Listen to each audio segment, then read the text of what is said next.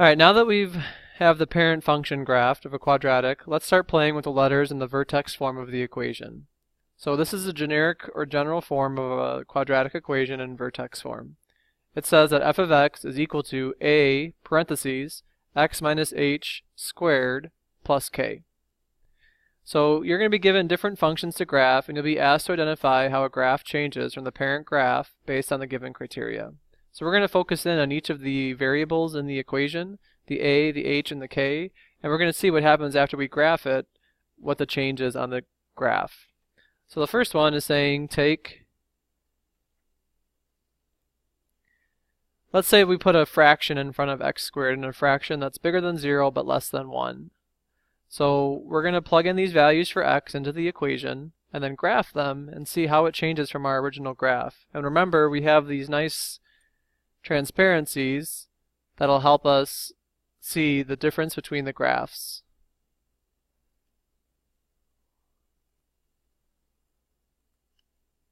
Alright, so I'm going to plug in 4, and I'm going to do my work on the side here. 1/2 times negative 4 squared.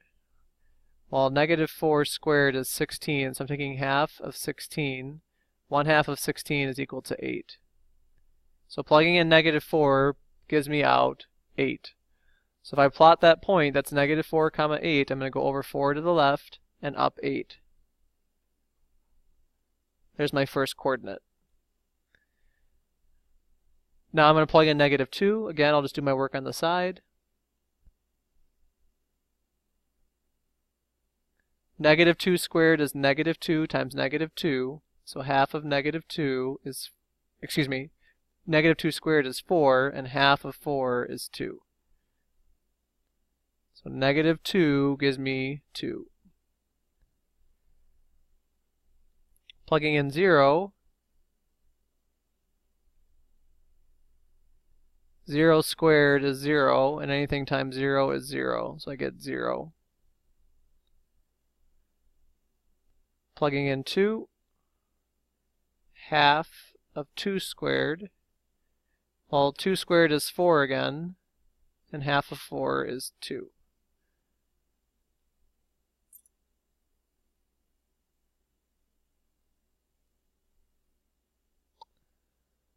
So I went over to 2 comma 2. That one was a mistake.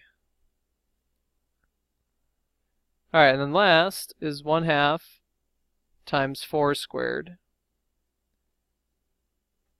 Half of 4 squared, you have to do 4 squared, which is 16. So half of 16 gives me 8. So that's 4 comma 8.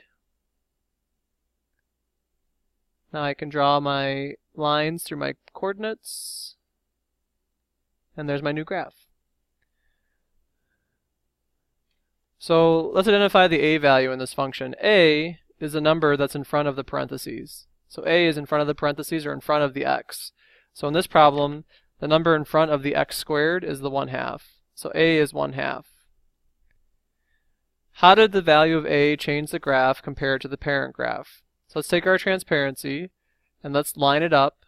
And notice I'm going to line up the y to match up with the y and the x to match up with the x. What does this show us that the 1/2 does to this original graph? So here's my parent function. This is the original. What did putting 1/2 in front of it do? Well, it looks like it makes the graph wider. So how did the value of a change the graph compared to the parent graph? It made the graph wider.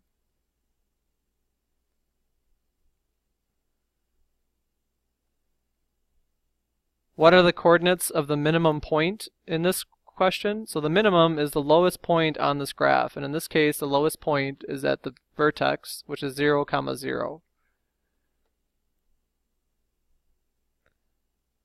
The final question asks, does it open up or down? And looking at our graph, this graph opens up.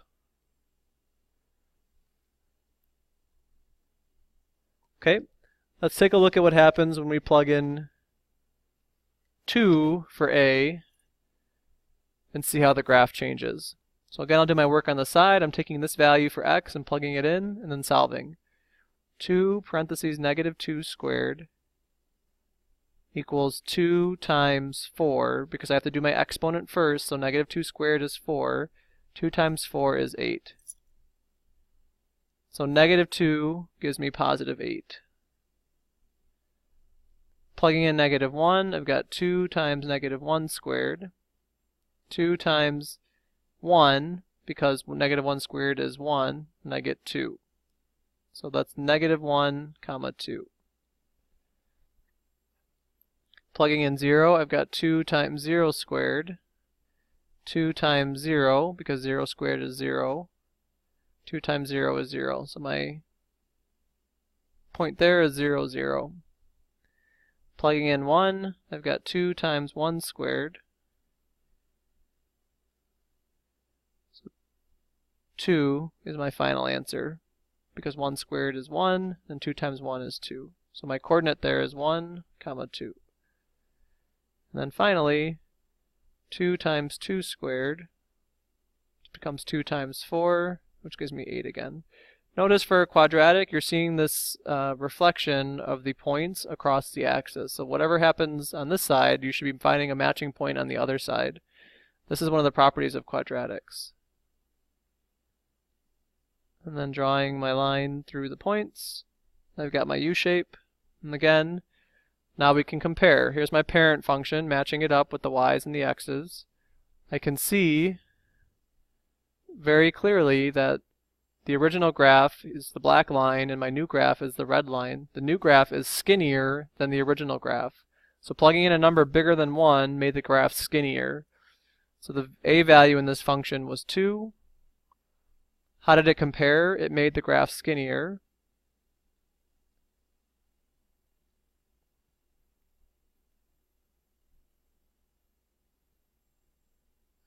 What are the coordinates for the minimum? Again, the minimum here is the lowest point. So the minimum here is 0, 0. And does this open up or down? This opens up.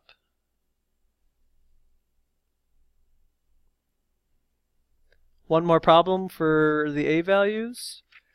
In this case, what's my variable being replaced with for a? It's going to be negative 1, and since it's a 1, we don't necessarily write the 1 there because you don't need to. It's implied that it's there. So again, we'll do the same thing. We'll plug these values in and solve. So plugging in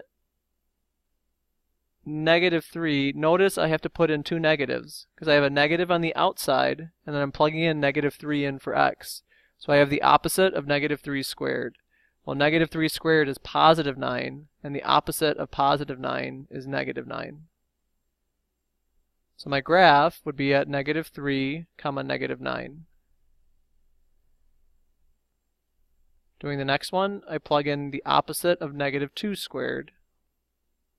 Negative 2 squared is positive 4 because two negatives make a positive. But then I have to do the opposite, so it's negative 4.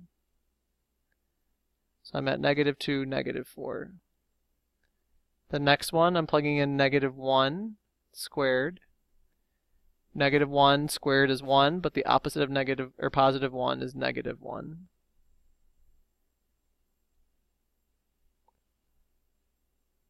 Plugging in 0, it's the opposite of 0 squared. That just gives me 0 because anything 0 doesn't have a positive or negative value, it's just 0. Now I'm going to plug in 1. So I have 1 squared, and the opposite of 1 is negative 1. Remember, I expect to have those matching spots, or reflected spots for a quadratic. That's what's going to give it the U-shape. So without even doing the work, I could predict that the next point should be at negative 4, but I'll show you how it turns into negative 4. And then this one as well, I could predict it should be at negative 9, but the work here will show you as well.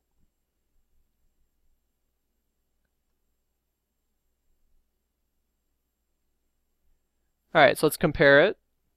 Here's my original graph if I match up the x's and y's. So if you were to describe what happened in this graph flipped or reflected over the x-axis. Now I'm going this way because of that negative sign in front. So the negative flips my equation. So the value of a is -1. How did the value of a change the graph? It flipped it over the x-axis.